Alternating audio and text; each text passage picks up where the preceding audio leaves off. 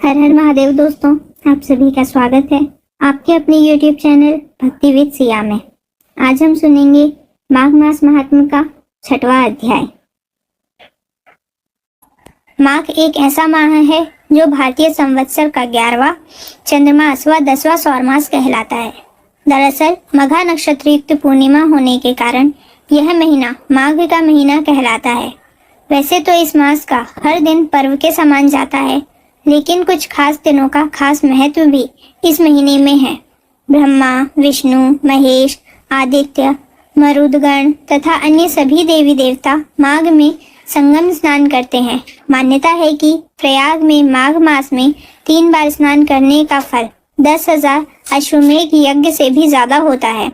पूरे महीने माघ स्नान करने वाले मनुष्यों पर भगवान विष्णु प्रसन्न रहते हैं तथा उन्हें सौभाग्य, धन, संतान और मोक्ष प्रदान करते हैं। यदि सकाम भाव से माघ स्नान किया जाए तो उससे मनवांछित फल की सिद्धि होती है और निष्काम भाव से स्नान आदि करने पर वह मोक्ष देने वाला होता है, ऐसा शास्त्रों में कहा गया है।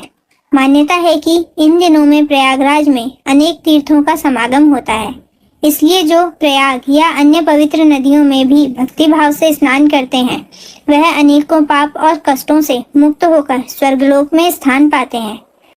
श्री रामचरितमानस के बालखंड में लिखा है, माघ मकर गति रवि जब होई, तीरथ पति ही आव सब कोई। धर्मराज युधिष्ठिर ने महाभारत युद्ध के दौरान मारे गए अपने रिश्तेदारों को सदगति दिलाने हेतु मार्कंडेय ऋषि के सुझाव पर कल्पवास किया था। गौतम ऋषि द्वारा शापित इंद्रदेव को भी माघ स्नान के कारण शाप से मुक्ति मिली थी। माघ मास में जो पवित्र नदियों में स्नान करता है उसे एक विशेष ऊर्जा प्राप्त होती है, जिससे उसका शरीर निरोगी और आध्यात्मिक शक्ति से संपन्न होता है। महाभारत अनुशासन पर्व 106 के अनुसार जो माघ मास में नियम पूर्वक एक समय भोजन करता है वह धनवान कुल में जन्म लेकर अपने कुटुंबजनों में महत्व को प्राप्त होता है। पद्म पुराण उत्तर पर्व में कहा गया है, जैसे ग्रहों में सूर्य और नक्षत्रों में चंद्रमा श्रेष्ठ है, उसी प्रकार महीनों में माघ मास श्रेष्ठ है।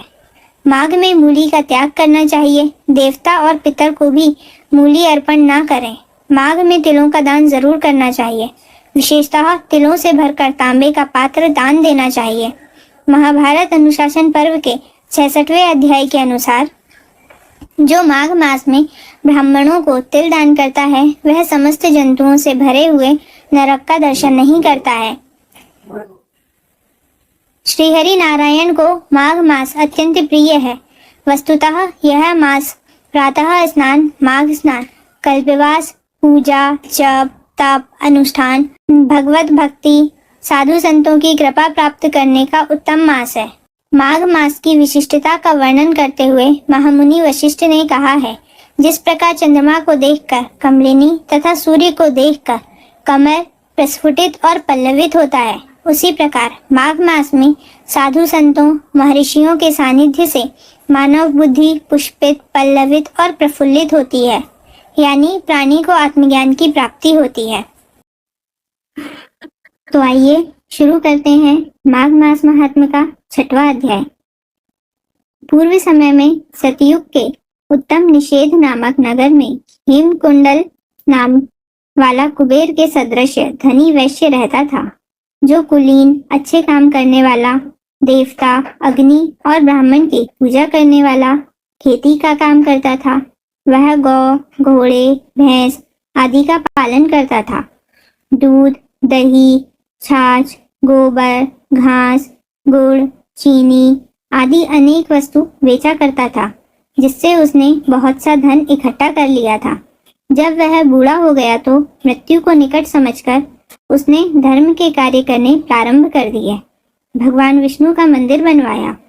कुआं, तालाब, बावड़ी, आम, पीपल आदि वृक्ष के तथा सुंदर बाग बगीचे लगवाए। सूर्योदय से सूर्यास्त तक वह दान करता। गांव के चारों तरफ जल की प्याऊ लगवाई। उसने सारे जन्म भर जितने भी पाप किए थे उनका प्रायश्चित करता था। इस प्रकार उसके 2 पुत्र उत्पन्न हुए, जिनका नाम उसने कुंडल और विकुंडल रखा। जब दोनों लड़के युवावस्था के हुए तो हेमकुंडल वैश्य गृहस्थी का सब कार्य सौंपकर तपस्या के निमित्त वन में चला गया और वहां विष्णु की आराधना में शरीर को सुखाकर अंत में विष्णुलोक को प्राप्त हुआ। उसके दोनों पुत्र लक्ष्मी के मद को प्राप्त होकर बुरे कर्मों में लग गए। वैश्यगामी वीणा और बाजे लेकर वैश्याओं के साथ गाते फिरते थे। अच्छे सुंदर वस्त्र पहनकर, सुगंधित तेल आदि लगाकर, भांड और खुशामदियों से घिरे हुए हाथी की सवारी और सुंदर घरों में रहते थे। इस प्रकार ऊपर बोए बीज के सदृश वह अपने धन को बुरे कामों में नष्ट करते थे। कभी किसी सत्पात्र को दान नहीं करते थे, ना ही कभी हवन, देवता या ब्रह्मा जी की सेवा तथा विष्णु जी का पूजन ही करते थे। थोड़े दिनों में उनका सब धन नष्ट हो गया और वह दरिद्रता को प्राप्त होकर अत्यंत दुखी हो गए।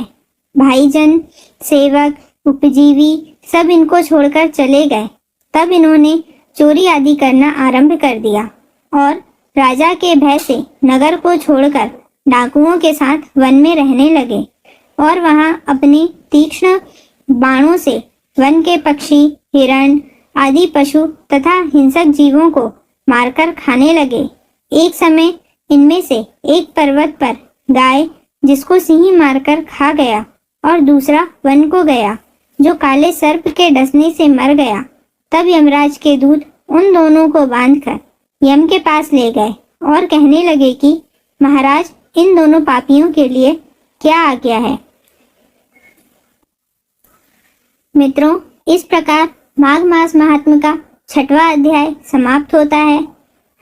माघ मास महात्म्य का 7वां अध्याय हम कल की कथा में सुनेंगे। प्रेम से बोलिए भगवान श्री हरि विष्णु की जय।